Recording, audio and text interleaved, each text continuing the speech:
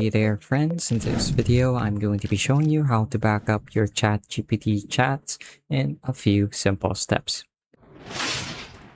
So sign into ChatGPT on your web browser or on your app if you have a dedicated desktop app or mobile app. And what we're going to do is we're going to go to our account settings, which we can find at the bottom left-hand side of our screen. So click on this icon, then click on the settings option, and this should open up a menu. In the menu, look at the left-hand side and take a look at data controls. So underneath data controls, you're going to see a few options, but what we're interested in is in the export data option. So click on export and then click on confirm export. So this might ask you to verify your account, as you can see here. So just check the email associated with your ChatGPT account and type in the code that's sent to your email.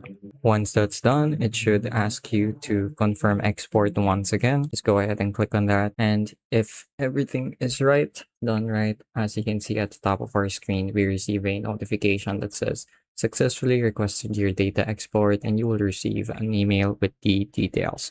So just go ahead and pay attention to your email. You might receive an email within the next minute. As you can see here, it says right here, you recently requested a copy of your ChatGPT data, and we have started preparing your data export. So now within 24, maybe 48 hours, you should receive another email with a download link that you can click on to download all the data and chat history that you have. So this effectively serves as a backup for your data. So that's really all it takes, although sometimes you might have to wait a little bit, just depends on how fast the ChatGPT team works behind the scenes. But other than that, that's pretty much it for this video. I hope I was able to teach you something new and something useful. And as always, thank you for watching.